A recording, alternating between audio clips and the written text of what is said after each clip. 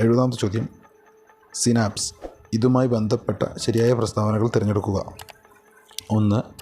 2 നെഫ്രോണുകൾക്കിടയിൽ കാണപ്പെടുന്നു. 2. പേശീകോശത്തിനും ന്യൂറോണിനുമിടയിൽ കാണപ്പെടുന്നു.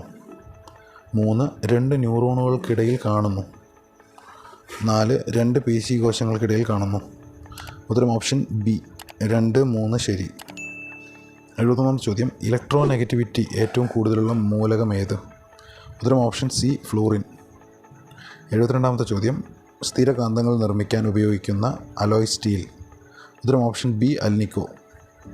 73-ാമത്തെ ചോദ്യം താഴെ തന്നിരിക്കുന്നവയിൽ തെർമോപ്ലാസ്റ്റിക് അല്ലാത്തത് ഏത്? ഉത്തരം ഓപ്ഷൻ സി ബാക്കലൈറ്റ്. 74-ാമത്തെ ചോദ്യം പ്രോട്ടോണിന് ആ പേര് നൽകിയ ശാസ്ത്രജ്ഞൻ. ഉത്തരം ഓപ്ഷൻ എ ഏണസ്റ്റ് റുദർഫോർഡ്. 76-ാമത്തെ ചോദ്യം പ്രവേഗമാറ്റത്തിൻ്റെ നിരക്ക്. ഉത്തരം ഓപ്ഷൻ ഡി ത്വരണം.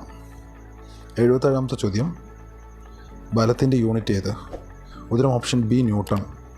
78-ാമത്തെ ചോദ്യം ഒരു വസ്തുവിന് അതിൻ്റെ ചലനം കൊണ്ട് ലഭ്യമാകുന്ന ഊർജ്ജമാണ്. ഉത്തരം ഓപ്ഷൻ ബി ഗതികോർജ്ജം.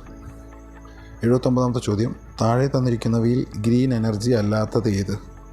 ഉത്തരം ഓപ്ഷൻ സി അറ്റോമിക് റിയാക്ടറുകൾ. 80-ാമത്തെ ചോദ്യം കടലിൻ്റെ ആഴം അളക്കുന്നതിനുള്ള ഉപകരണമാണ് സോണാർ. ഇതിൽ ഉപയോഗിച്ചിരിക്കുന്ന തരംഗം. ഉത്തരം ഓപ്ഷൻ എ അൾട്രാസോണിക്.